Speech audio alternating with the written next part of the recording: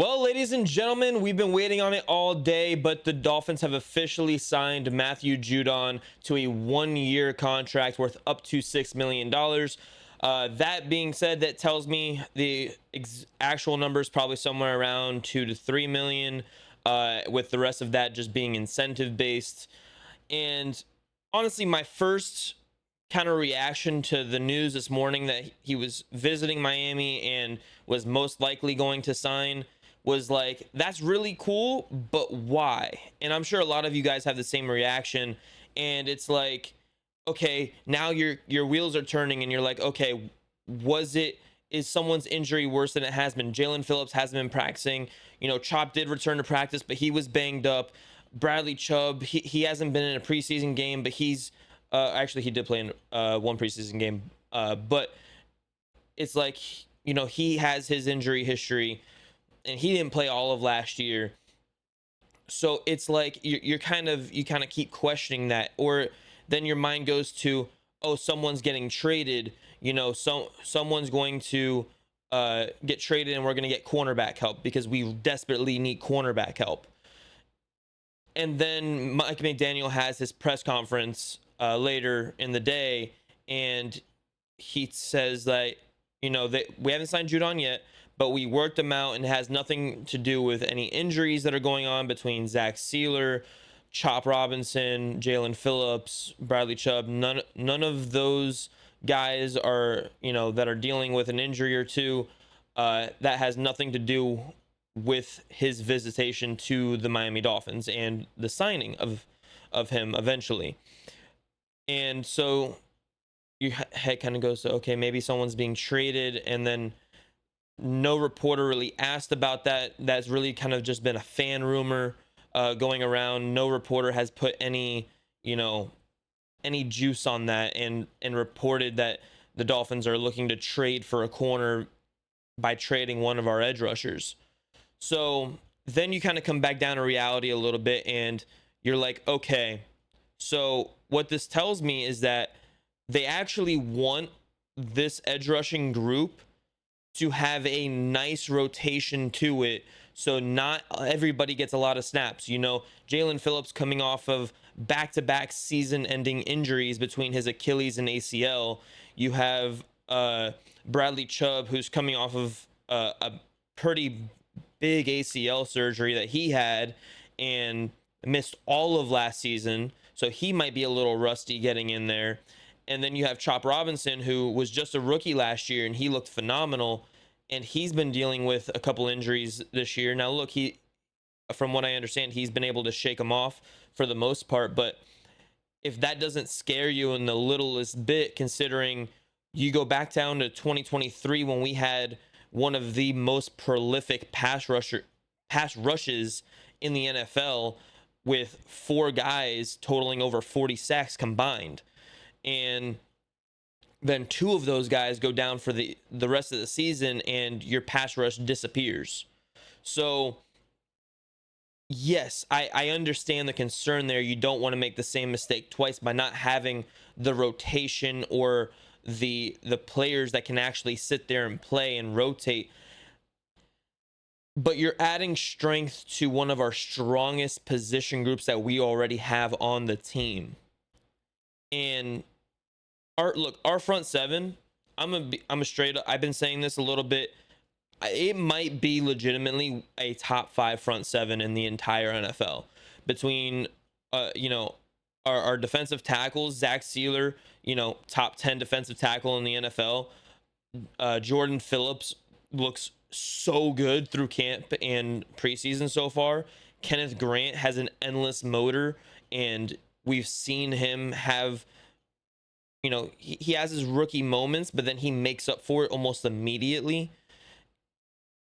And that right there alone. And then you have Benito Jones, who's very solid. He's not great, he's not bad, he's solid. And then Zeke Biggers has his moments, but he's probably going to be on a practice squad. But that being said, then you go to our edge rushing group, and I mean, you kind of notice a significant drop off after Chop on the depth chart. Like, yeah, you have Chubb, Phillips, Chop, and then after that you kind of go, okay, Quentin Bell, Cameron Good, McClendon could be there. There's some other guys here and there that it's like, okay, they could be there, they could not be there. And that's where it's like, okay, Judon's almost a certain lock for that fourth spot. And then you got to have the other two guys kind of focus on, working their way up. Quentin Bell was a wide receiver in college like 3 years ago, and now he's a pass rusher in the NFL. Like, he still has his things that he needs to work on. He's an extremely athletic guy, and he's been working hard, which is why the Dolphins have given him the chance that he has. And then Cameron Good has a really good special teams guy. So if you carry 6 pass rushers into the season, that kind of gives you that little leeway there of, okay, those guys can kind of work on special teams and hone in their skills, and then we'll work on focus on the top 4 guys as a solid rotation for our pass rush. But once again, it's kind of like the Dolphins neglecting their secondary. And look, I like Jason Marshall Jr. a lot. I think he actually is going to be taking over for Storm Duck at some point this season. And I like Storm Duck, but he's not a starter. He wouldn't be starting for probably 30 other NFL teams. I think he would start for maybe the Bengals and the Saints. That's about it. And I like the guy. I think he's a very solid rotational corner that you can throw in there for a couple plays and be like, go guard this guy for like 3 snaps. You got this. I trust you, bro. But he's not an every down player, at least not yet. Not from what I've seen. So you're relying basically on a 5th round rookie, a 3rd round or 2nd round corner that's in his 3rd year, and Cam Smith, who hasn't really shown you much. He played in his first preseason game this past week. I haven't gotten to watch his tape. I missed the second half of that game. My bad. But didn't really get to see too much of him. But he hasn't had a strong camp, and it tells you when he, on the depth chart, is listed as the 5th corner. When you're the 5th corner on a depth chart, where you're a 2nd round pick, not even 2 years ago, 3 years ago, like you're going into your 3rd year, that something's not right when you have a couple of undrafted guys ahead of you. I think it's going to be Jack Jones and Storm Duck, and then Mike Hilton in the slot. And that's just not good enough. It's not. Mike Hilton got burnt so much last year. I know it was mostly when he was playing on the boundary and he's like pretty decent in the slot, but it's still just not good enough. Jack Jones, he has a knack for the ball, but he's a little bit overly aggressive. He's kind of like a Cam Smith of sorts. So you gotta work with what you got, and we don't got a lot right now. We don't.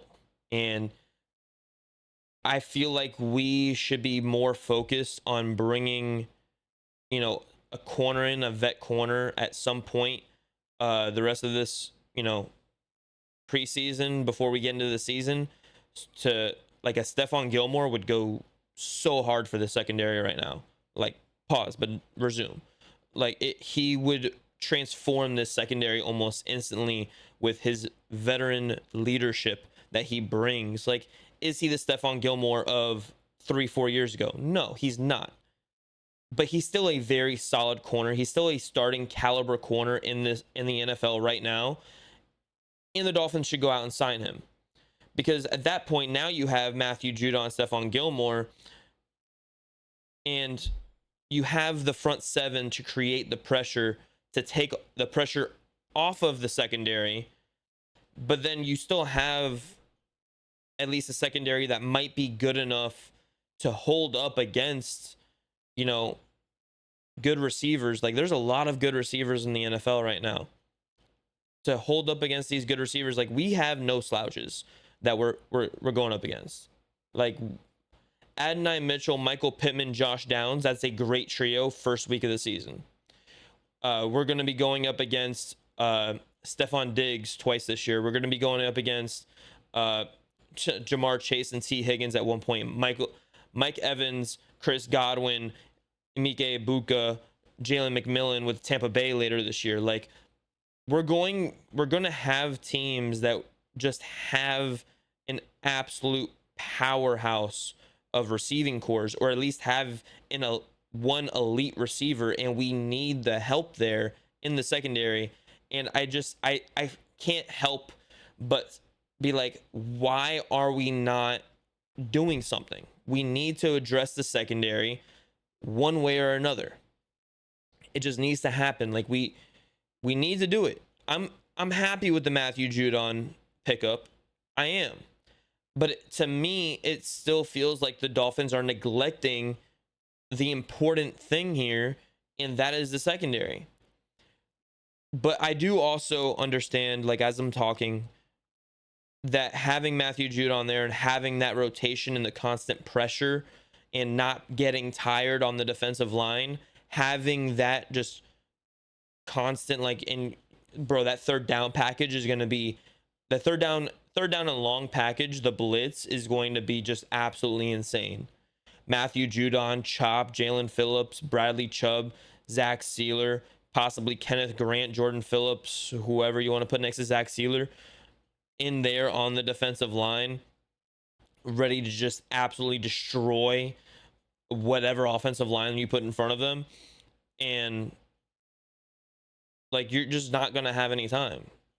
It's basically, it kind of reminds me of the Ravens game in Hard Rock Thursday Night Football when Jacoby Brissett started for us and then Tua finished the game, where Brian Flores just zero blitzed the absolute crap out of Lamar Jackson.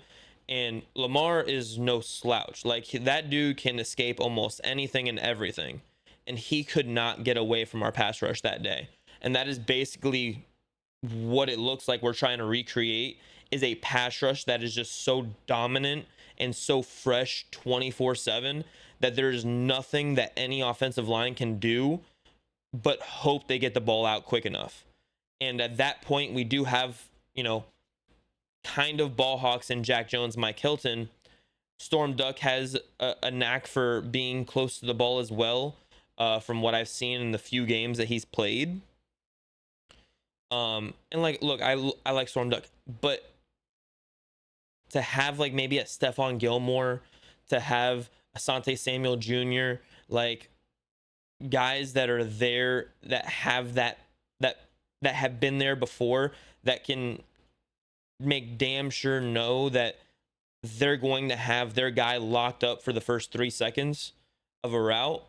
Like, that is basically, if you're able to get to the quarterback in under 3 seconds, which I believe this defensive line can do with Matthew Judon constantly. Like, not even, like, I thought we could do it before. I think we can keep that pressure on with the rotation of everybody. And you're gonna consistently get there under 4 seconds. If you can get there to the quarterback in under 3.5 seconds a lot this season, you're gonna make your secondary's job so easy. And that's what we want to do. That is what we're creating. But we want to have the corners that are there that can make those plays when it's needed. We want those corners that can stay on their man and make sure that they are covered for those 4 seconds, 3.5 to 4 seconds. That's all you need until the ball is out or quarterback's on the ground. If you can limit that and you can stop the run, you're going to have a damn good defense. And look, I think that this defense is going to be a lot better than a lot of people think, myself included, because I have an idea of where they are, but it's because I think they have such a good front seven, but then they also have like a bottom 3 secondary. And I actually like our safeties. I love having Minka back there, which a lot of people forget that we do. and Ashton Davis, when healthy, is a good complement to him. I can't pronounce the dude's name, but the one that we picked up from Detroit, Ifatu, I believe. I'm sorry if I butchered your name, bro. I really like him as well as a complimentary piece, and Elijah Campbell's always reliable. He does what he's told. Once again, he may give up the play, but he's not going to give up the score, if that makes sense. Like, he may give you the 5 to 10 yards, but he's not giving you the 20, 25, 30 yard plays. He's not going to give that to you. So I really like Elijah Campbell for that, and he's our 4th string safety. So I actually like our safety group. It's just our corners, I don't trust them. I do think that they are better than where we started this offseason, given the fact that Cater is down. But, you know, I do like Jack Jones better than I like Jack Jones and Storm Duck. Actually, I can't even say I like Jack Jones and Storm Duck better than I like Cater and Jack Jones, or Cater and Storm Duck. But I would say that I like the trio of Jack Jones, Storm Duck, and Mike Hilton better than I like the trio of Cater, Kohu, Storm Duck, and Mike Hilton, or Artie Burns, I should say, because Artie Burns was our boundary corner. I like the trio that we have now better than that trio, because I think Jack Jones is better than Artie Burns. I do think Mike Hilton is significantly worse than Cater, and I do think that Jack Jones is significantly worse than Cater. So that hurts a lot for the secondary, but it is what it is. We got to kind of bite the bullet and deal with what we got, but we need to sign someone. We need to. And I've gone on a 7-minute rant at least now of just talking about the secondary, and I appreciate y'all if you're still here. But yeah, the Dolphins signed Matthew Judon, probably have a top 5, if not before. They definitely do now, top 5 front 7. But is it enough to kind of supplement the lack of help we have at the cornerback position? Thank you. Don't forget to hit like, subscribe, and ring that bell, get notifications for when we drop our videos. Thank you guys. Love ya. Deuces.